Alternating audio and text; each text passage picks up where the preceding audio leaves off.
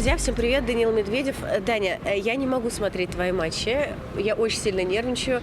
Расскажи, пожалуйста, давай с конца начнем, по 30, вот этот укороченный. Это что у нас было?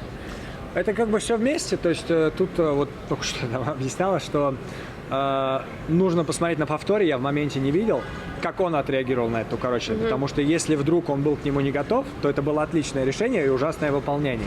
А если будет видно, что он как бы сразу на него шел и был готов, тогда это уже плохое решение, ну и действительно и плохое выполнение. А так это все вместе, то есть он играет на грунте примерно как я на харде, он создает большое давление за счет многих одинаковых мячей, то есть он хорошо принимает вот эти полусвечки, которые, да, часто ты забьешь, но попробуй весь сет, как бы у тебя 6 геймов на подаче, если ты, идешь до тайбрейка, вот это без перерыва, эти забивать, вот эти вот мячи крученые, и он хорошо принял, поэтому я посчитал, что это лучшее решение, выполнение было ужасным, но как бы не сожалею, то есть нет такого, что я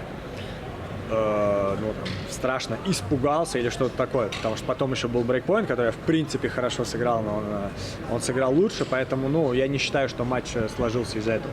А ты будешь пересматривать этот матч? И когда ты вообще смотришь повторы, как ты смотришь? Полностью матч, какие-то определенные моменты или хайлайты? По-разному бывает. Вообще я не особо люблю смотреть свои матчи, которые особенно я проиграл, но сейчас я в последнее время стал, скажем так, наверное, чуть легче к этому относиться вот после Доминаура, потому что там вообще было то, что я, в принципе, не считаю, что ужасно играл. Я проиграл 6-2, 6-2 там за 1 час.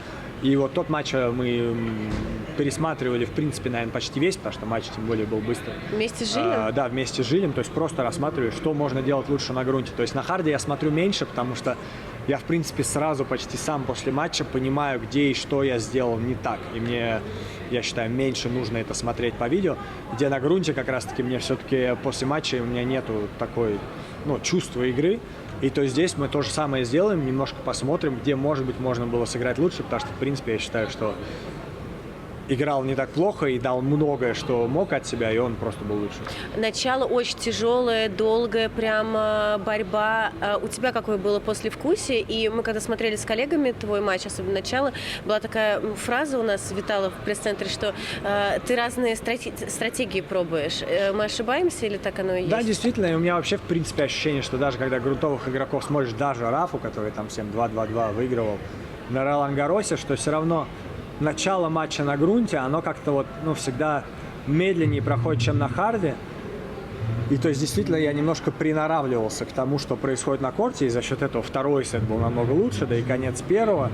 А в начале, да, действительно, то есть я не мог полностью даже понять ни себя, то есть где-то подача не шла, и двойные были, какие-то удары, может, где-то вылетали, где потом я уже приспособился ко всему, что происходило на корте. И то есть, в принципе, я даже считаю, если было из 5 сетов, может, даже что-нибудь там и поборолся бы. Конечно, 2-0 по сетам тяжело, особенно против кого-то, как Каспер на грунте.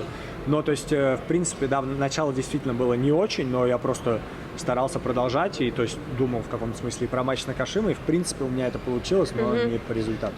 А что говорила команде и себе, когда в первом сете все-таки брейк-рут сделал? Да я не помню, я как-то, то есть, в принципе, к сетке я ходил неплохо сегодня, да, какие-то очки проиграл, но много выиграл. А в том гейме как-то я, опять же, немножко неправильно пошел к сетке. Там было 2 очка, по-моему, где я мог чуть-чуть острее сыграть, или, может быть, под лево, я где-то под право сыграл. И команде ничего не говорил, но они мне говорили, продолжай, все получится. Можно сказать, получилось, но не до конца. В Твиттере очень много мемов, прикольных таких картинок, что настоящий грунтовый сезон для Медведева начнется с Рима. Вы, как бы, друзья, знаете. Ты как ждешь Рим? И, понятно, что здесь, наверное, тебе покомфортнее, да, играть? Да, вообще по-разному. На самом деле, по идее, с юниоров я не любил играть на высоте, на грунте. Но, в принципе, каждый год я прям играю лучше и лучше в Мадриде. А в Риме то же самое, я там, по-моему, ни одного круга не проходил до того, как выиграл турнир, и в год, когда я выиграл, у меня прям все получалось, прям все залетало, и до турнира уже, то есть я приехал туда и сразу хорошо себя почувствовал. А в прошлом году было наоборот, я в принципе сыграл 2 хороших матча и последний ужасный, а до турнира я прям вообще ничего не мог попасть, но я еще приехал немного травмированный после Мадрида. Поэтому не знаю, чего ожидать, но в принципе мне на грунте сейчас играть намного нравится, чем раньше, больше, поэтому надеюсь, что смогу показывать такую же игру, как здесь, потому что если я буду показывать игру, как здесь, то я могу далеко дойти. Да, спасибо тебе, и мы тебе желаем удачи. Спасибо. Друзья, Даниил Медведев.